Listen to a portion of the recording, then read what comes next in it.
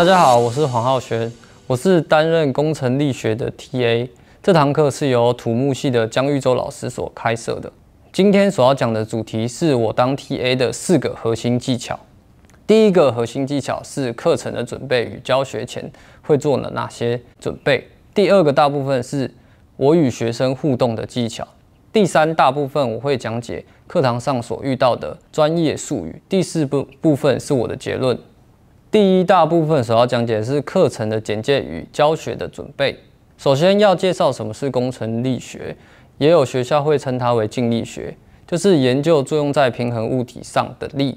这是所有高级力学的基础。我们将讨论钢体在2维的平面和3维的空间中的平衡，涉及到力的平衡与力矩的平衡。第二个部分我们要讲解的是 EMI 课程。EMI 课程是在英语非母语的教育机构中提供的学习课程。这堂课是一门 EMI 的课程，因此老师会鼓励学生多用英语沟通。在这堂课上，英语只是一个媒介，所以任何非关键错误的语法都是可以被原谅的。再来是课堂准备的部分。第一点，我在上课前会阅读老师上课的简报，提前知道这周上课的主题是什么，与之前自己学习的时候遇到的问题相互比较。第二点，我会带上上周改完的作业发还给学生们。第三点，在今天的课堂上，如果有小考跟期中考的话，会携带计算机，以便学生租借。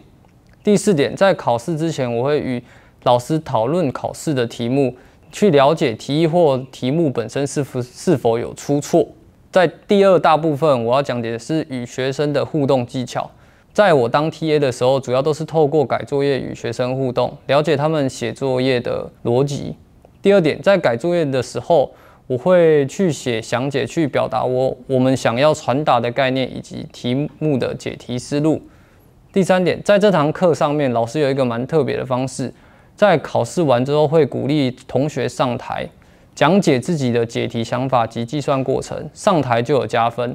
在经过这个方法之后，学生们的踊跃度提升了很多。第四点，下课的时候与同学一起解题，就像同学与同学之间互相讨论一样。我们也利用手中的资源，例如 iLearning 的讨论区以及个人的 Gmail 进行讨论，透过现有的工具进行讨论，在讨论的之中搭配中文去进行沟通，也更好的让学生了解，更直观的让我们知道问题在哪里。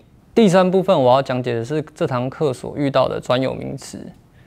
在课堂上遇到的专有名词，老师会在黑板上单独的解释，讲解单词原本的意思以及在工程力学上的含义。在课堂的习题上面有特殊的词语，也会开放让大家抢答加分。有一个特别的模式，在这堂课上面，老师会出一个回家作业，在上课的内容中，请同学挑出3个不熟的单词，抄录下在课本上的例句。回家之后查找单词的意思，使用新的单词或是新的短句去造一个新的例句。用这样的模式，让学生每周回家练习，慢慢的训练对专业英文的感觉。也比较不会那么害怕英文。图片上第2周到第10周到第16周是学期初到学期末所完成的作业，这里可以看到单字的专业度有慢慢的增加，也随着这个强制性的作业，让同学们不知不觉就吸收了很多的专业术语。最后一个部分要讲解的是我们的结论，因为平常我们对英文的学习太少，日常生活使用的频率也不高，所以在我们学习英文上自然会有所惧怕。我觉得我们保持好自己的心态，不要害怕，会发现 EMI 课程没有想象中的困难。第二个结论是做好事前准备，了解老师每一堂上课的主题，就会让上课的过程更加顺利。第三个结论，大胆的与学生交流，可以在学生身上学到不一样的想法。第四个，专业上的好处，可以复习学科，以利以往国考及证照的考试。我认为 EMI 课程能让大学部的同学学习到更多专业上的英文，慢慢培养英文的敏锐度，在之后研究所也能更快查找外国的文献跟文章。我在 EMI 课程中学到最多的是如何把懂的观念讲解给同学听，以及怎么让不同程度的同学都听懂。